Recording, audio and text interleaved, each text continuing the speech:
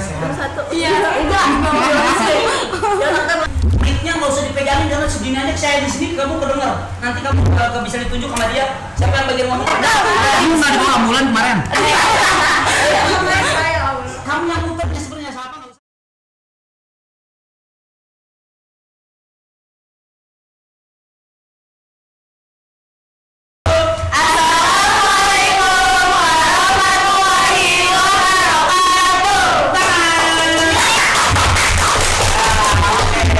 Kami dari kelas 9E, kelompok 1. Sebelumnya perkenalkan, nama saya Mutiara Aprilina. Nama saya Salva Indah. Nama saya Kila Mela Putri. Nama saya Hana Latifah. Nama saya Ratu Kesha Melika. Nama saya Hadita Ria Putri. Nama saya Muhammad Isfadla. Nama saya Sidik.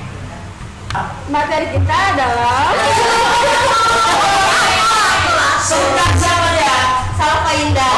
Indah siapa? Sampai Indah jelasin. Yang gambar nomor 1 itu aku taunya sih dia kurban ya. Kurban apa ya?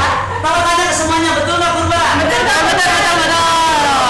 Gimana kalau saya bantu nyangka? Gitu. Boleh. Itu kalau saya bilang akikah. Lagi menyembelih hewan akikah. Betul atau salah? Nggak tahu. Bisa juga Pak. Alasan kamu Ana? Aduh. Kan kalau akikah biasanya emang kambing nggak sih Pak? Yo betul. Jadi jawabannya bisa akikah, bisa Kurban. terus. Masih dapat kedua, tunjuk lagi siapa? Nah ini. Siapa yang bisa coba yang bawa jari bisa nggak? Ya dari soleh. Jari,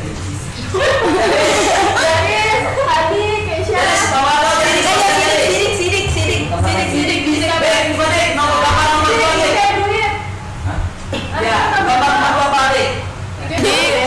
Ya, pertama ya. Itu mah sama aja nggak sih? Ayo Dik, jawab itu gambar apa Dik? Kegiatan apa nih? Ini motor sapi, Pak. Potong sapi iya sama acara apa itu? Kurban. Kurban. Coba gimana teman? Sangka, gimana kalau saya tanya kalau itu saya bilang gambar akikah? Ya. Bukan kambing. Kenapa? Kenapa itu bukan gambar akikah? Karena itu sapi bukan kambing. Emang kalau sapi bisa dikorbankan? Enggak. Emang hewan kenapa kalau tadi kalau dibilang itu bukan akikah? Karena akikah binatangnya hanya kambing. Kalau sapi Kurban. apa aja emang yang bisa dikorbankan? Perasaan. Kurban perasaan gitu. Gue kekencengan deh. Kekencengan kecilin dah. Iya kecilin bang. Oh iya. Betul nggak? Betul kan? Tahu lagi Mas ini. Nih, kerbau, sapi, kambing, domba, unta. Tapi kan siapa yang bisa menjelaskan? Hani kayak bisa Hani. Hani bisa banget ini. Hani bisa. Jago banget dia motong-motong, Cok. Nomor 3 tuh kayak pembagian dagingnya setelah dipotong gitu setelah. Sangkal, sama sangkal. Bener nggak tahu bagian lagi? Bener. Kamu bisa nggak tuh kamu daging apa? Daging sapi atau kambing? Iya. Acara apa coba? Ada bisa nyangka nggak? Kalau akikah? Jangan akikah.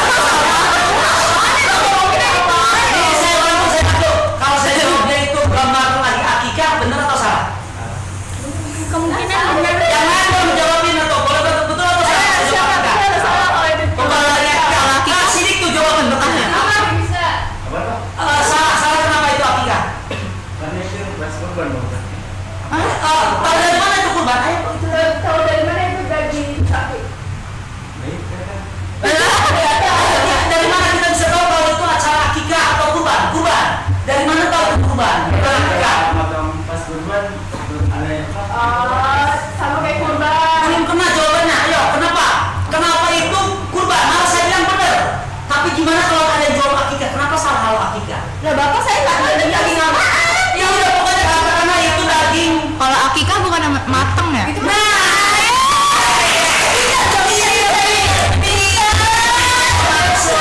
That's right. Gimana ngambil kesimpulan? Perbedaannya dengan akikah dan kurban apa? Kenapa beda? Kalau kurban itu yang dibagikan dari Kembali yang lain kenapa? kalau kurban itu yang dibagikan kepada masyarakat daging mentah. Ya. Akikah yang sudah matang.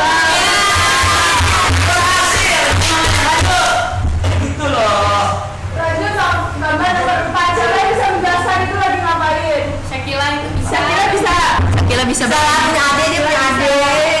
Itu itu pasti Akikah nomor tepat. gambar apa nomor 4? Akikah sih kayaknya. Akikah. Kita lagi Apa mau ya kayaknya? kegiatan enggak. Iya. Harus pasti kegiatan apa itu? Kegiatan Akikah. Akikah, Pak. Akikah lagi ngapain itu dia? Nyukur, potong rambut. Potong rambut. potong rambut. Berarti kegiatan akikah. Pas sejak kurban. Ya kan itu anak bayi, Pak. Oh, kurban lagi. ya. Jadi salah ya kalau jawab kurban ya? Salah. Oke, karena itu kegiatan akikah. Soal selanjutnya adalah menjelaskan pengertian hewan kurban. Siapa yang bisa menjelaskan? Saya. Oke, Indah lagi. Silakan Indah. Pengertian kurban adalah ibadat menyembelih hewan tertentu pada hari Adha atau 10 Zulhijjah dan hari-hari tasyrik yaitu pada tanggal 11, 12, dan 13 Dzulhijjah. Ibadah ini dilandasi oleh peristiwa Nabi Ibrahim dan Nabi Ismail yang sangat taat kepada Allah Subhanahu wa taala serta memiliki dasar hukum dalam Al-Qur'an dan hadis. Hukumnya sunnah muakkad, sangat dianjurkan bagi muslim yang mampu. Ada yang menyangkal dulu nggak? Ada yang tahu nggak bulan Dzulhijjah bulan keberapa? Nah, kalau tadi katanya bulan boleh nggak kalau sekarang saya mampu punya daging banyak, mau berkurban, punya uang banyak, kaya raya, saya mau kurban sekarang, boleh nggak? Nggak boleh. Kenapa? Emang kapan waktunya? Bulan Dzulhijjah. Kemarin ada anak katanya, soal itu mah udah kurban Pak. Kapan kemarin? Boleh nggak? Nggak boleh. Nggak? Enggak. Ya, karena kurban itu bulan Bulan Dzulhijjah. Dzulhijjah. Atau bulan apa? Hari raya apa? Itu maksudnya. Lanjut. Soal nama boleh dikurbankan. Siapa yang bisa nyebutin? Aku. Hewan yang bisa dikurban ada kambing, domba, sapi, kerbau, dan unta. Kalau kucing bisa nggak? Ya, bisa dong. Ada. Hewan apa aja? Sudah. Udah. Oh, udah. Silakan didebatin dulu. Kalau anjing boleh nggak dikurban? Aduh, jangan, Pak. Karena anjing termasuk kalau babi. Kalau babi bisa nggak? Enggak. Kenapa? Kenapa babi nggak boleh? Termasuk Makanya hewan enak haram kata juga. sebelah. Kata sebelah enak. Siapa tahu? Kenapa babi nggak boleh? Karena termasuk hewan haram juga, Pak. Hewan haram pintar. Jadi kesimpulannya berapa hewan? Apa aja hewannya? Ada kambing, domba, sapi, kerbau, dan unta. Ya, oke. Soal selanjutnya adalah menyebutkan syarat-syarat hewan kurban. Hana, Syarat-syarat hewan kurban itu ada 1. Hewan tersebut diniatkan untuk kurban. 2. Hewan kurban harus sehat, tidak boleh cacat. 3. Untuk kambing atau domba sudah berusia 1 tahun atau sudah berganti gigi. 4. Untuk kambing biasa minimal berusia 2 tahun. 5. Untuk unta berumur minimal 5 tahun. 6. Untuk sapi dan kerbau minimal berumur 2 tahun. 7. Disembeli pada hari raya Idul Adha atau 10 Zulhijjah sampai akhir hari tasyrik 11, 12, atau 13 Zulhijjah. soal berikutnya adalah sebutkan tata cara penyembelihan hewan kurban. Tata cara menyembelih hewan kurban yaitu 1. Diniatkan untuk beribadah kepada Allah Subhanahu wa taala. Menyembelih oleh orang yang berkurban atau diwakilkan kepada orang lain. 2. Menggunakan alat yang tajam. 3. Menyembelih disunahkan membaca basmalah, takbir, dan sholawat Nabi. 4. Hewan kurban diarahkan ke hadap kiblat. 5. Ketika menyembelih harus sampai memotong tenggorokan dan 2 urat leher. 6. Membaca doa. Kalau misalnya kita mau menyembelih tapi kita nggak baca doa itu gimana? Jadi sih nggak Sah nggak? Sah nggak? Ya nggak. Kenapa? Berarti dagingnya boleh dimakan nggak? Dagingnya boleh dimakan nggak? I think loh. Berarti menurut nama Allah dong. Berarti dagingnya apa? Nggak haram. Sekian podcast dari kelompok 1 kelas 9E. Wassalamualaikum.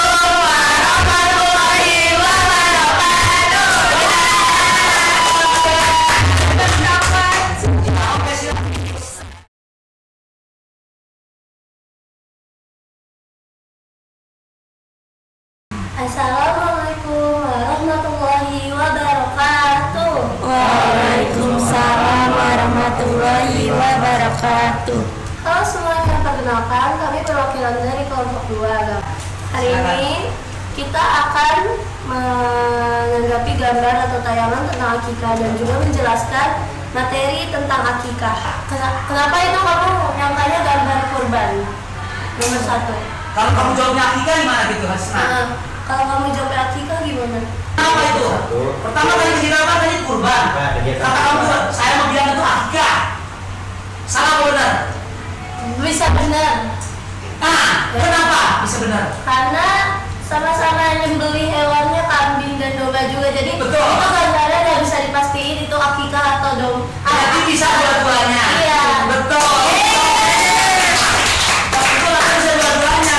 Kecuali itu saya gambar babi. Saya kurban bener nggak? Salah. Saya jawab akikah? Salah. Benar, bisa benar. Akikah.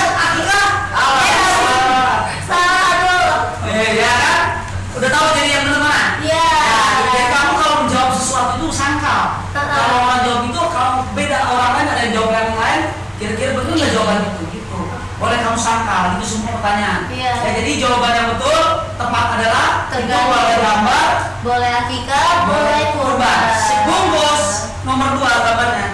Lanjut, nomor 2, menurut kalian itu kegiatan apa? Siapa yang mau jawab? Nabil mau jawab. Ya, ambil. Apa, Bil? Ban.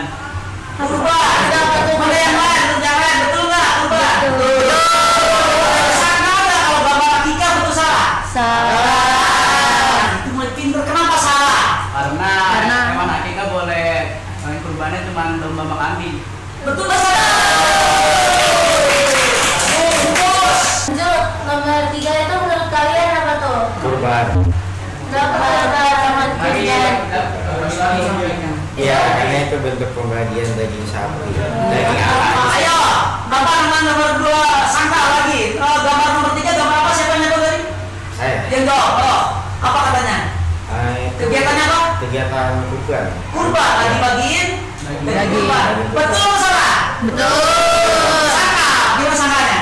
Gimana kalau itunya gambarnya akikah? Kalau gambar akikah yang pastinya dagingnya dibagikan harus sudah matang. Ini dia yang salah maksud.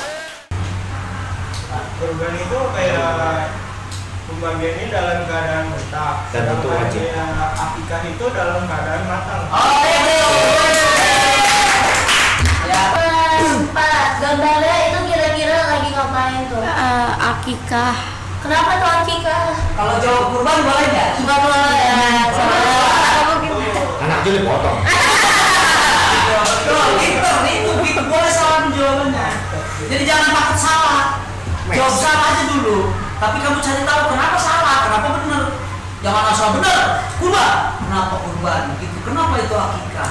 Lagi kegiatan apa ya? Itu akikah. Lagi ngapain itu akikahnya? Memotong rambut. Potong rambut. Emang kegiatan akikah itu apa aja yang dilakukan? Potong rambut terus ngapain lagi? Terus kapan waktunya ya kira-kira?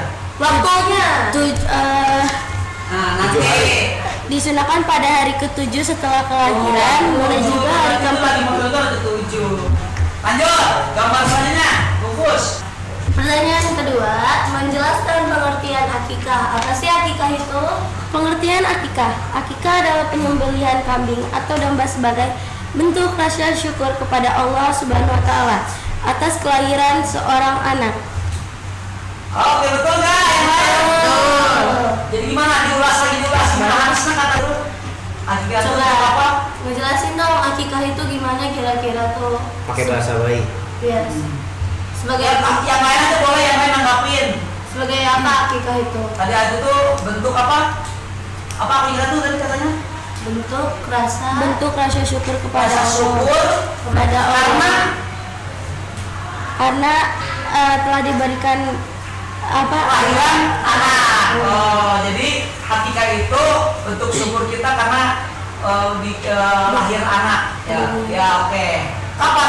Itu ada waktunya ada? Belum. Ada. Iya. Disunahkan pada hari ke-7. Oke, yang lain dulu nanti. Terus yang nanyanya dulu. Kembali ke pertanyaan. Oke, lanjut ke pertanyaannya ya. Pertanyaan nomor 3-nya menyebutkan hewan-hewan untuk akikah. Apa Iya. sih hewan-hewan untuk akikah? Abel. Hewan akikah itu apa aja, Bel? kambing domba. Kambing domba doang. Kambing dan domba, ya, maksudnya domba. Nah, kalau sapi betul salah? Oh, salah. Berarti ambil kesimpulan gimana? Berarti apa tuh kesimpulannya? Akikah itu kalau hewannya hanya menggunakan hewan. kambing dan domba. Soal 4 menyebutkan tata cara penyembelihan hewan akikah. ya, siapa yang jawab? Membaca basmalah dan takbir. Baca bismillah. Terus Memotong tenggorokan dan diurut leher. Kemudian Doa. kemudian Membaca doa agar akikahnya diterima dari Allah Ta'ala. oke, itu tata caranya. Sekarang kita lanjut ke menyebutkan pendistribusian dan pembagian daging kurban atau akikah. silakan apa dulu yang jawab. Bapak. Daging hewan kurban wajib didistribusikan atau dibagikan dalam keadaan lengkap. Orang yang berkurban boleh memakan sebagiannya. Sedangkan daging hewan akikah disajikan dalam keadaan matang. Sekian dari kami. Wassalamualaikum warahmatullahi wabarakatuh.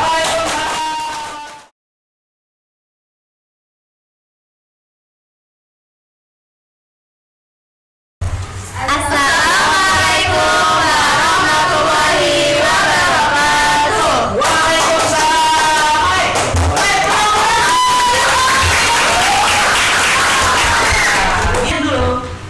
Perkenalkan, kami dari kelompok 3 dan kelompok 5 KI kelas 9E.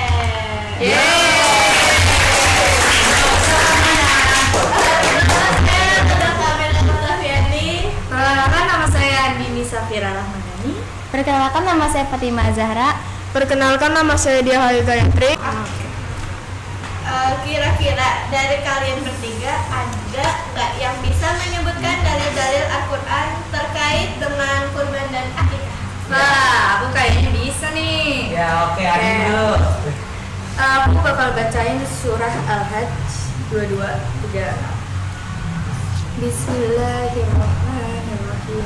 Walaqadna ja'alnaha lakum min sya'airillah lakum fiha khairun fazkuru ismallahi 'alaiha sawa'a fa idza wajabat junubuha faqulu minha wa atimul qani'a wal mu'tar kadzalika sakharnaha lakum la'allakum tashkurun. Dan unta-unta itu kami jadikan untukmu bagian dari syiar agama Allah. Kamu banyak memperoleh kebaikan padanya. Maka sebutlah olehmu nama Allah ketika kamu menyembelihnya dalam keadaan berdiri dan kaki-kaki telah terikat. Kemudian apabila telah rebah mati, maka makanlah sebagiannya dan beri makan orang yang merasa cukup dengan apa yang ada padanya, yang tidak meminta-minta dan orang yang meminta. Demikianlah kami tundukkan unta-unta itu untukmu agar kamu bersyukur. Selanjutnya ada surah Al-Kautsar. Bismillahirrahmanirrahim. Inna a'tainaka al-kautsar fasholli li rabbika wanhar inna syani'aka huwal abtar. Sungguh kami telah memberimu Muhammad nikmat yang banyak. 1. Maka laksanakan sholat karena Tuhanmu dan berkurbanlah sebagai ibadah dan mendekatkan diri kepada Allah. Sungguh orang-orang yang membencimu dialah yang terpusat dari rahmat Allah. Quran surat Al-Kautsar. Masya Allah. Kan tadi Andini udah menyebutkan dalil-dalil Al-Quran. Sekarang ada nggak yang bisa menyebutkan dalil-dalil hadis Nabi terkait dengan kurban dan akikah? Hadis riwayat Ahmad. Bismillahirrahmanirrahim.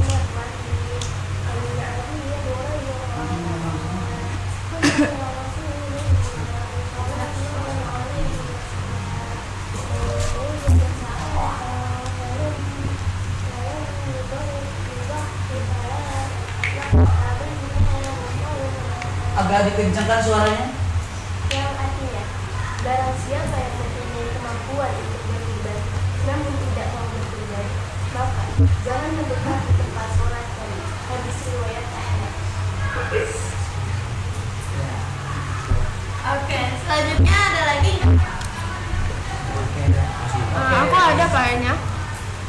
hadis riwayat Ibnu Majah. Ya. Bunyinya seperti an samurata anin nabi sallallahu alaihi wasallam qala kullu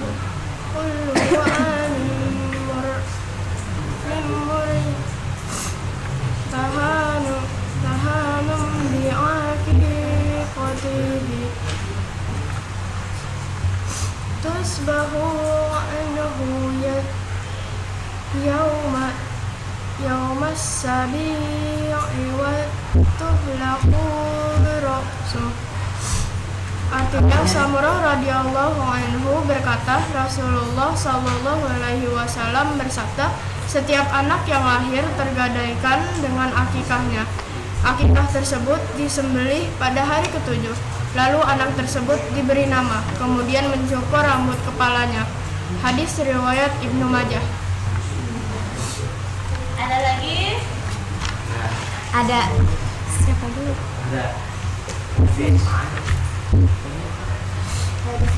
Silakan.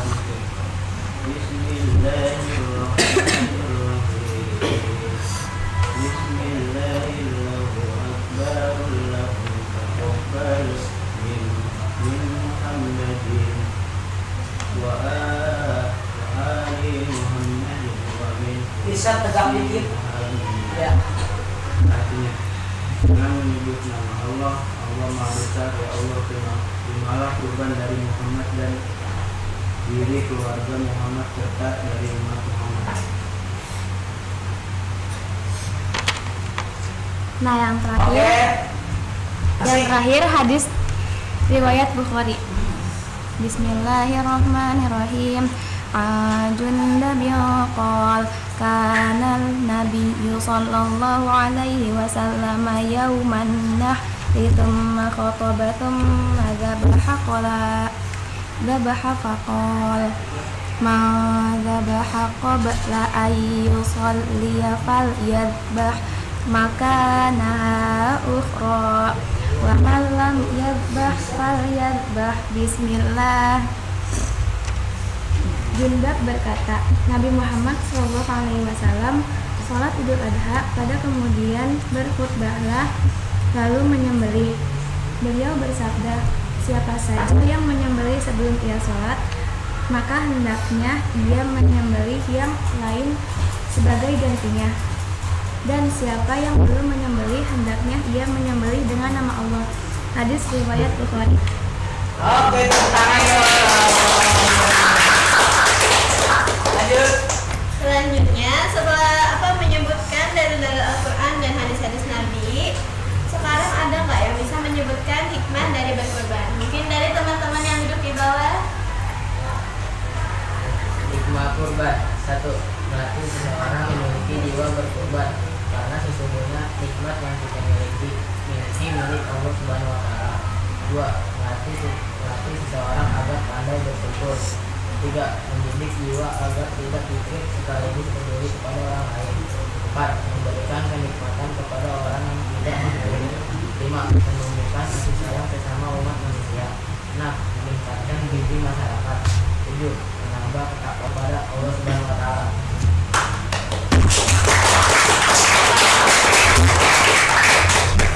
Setelah menyebutkan hikmah-hikmah dari berkurban, sekarang aku mau dengar hikmah dari berakikah.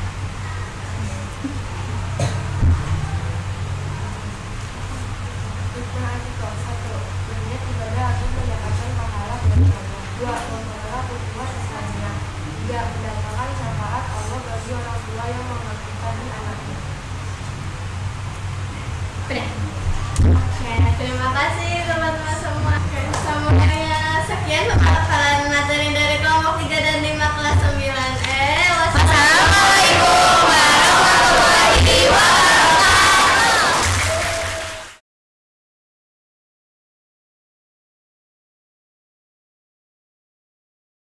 Assalamualaikum warahmatullahi wabarakatuh.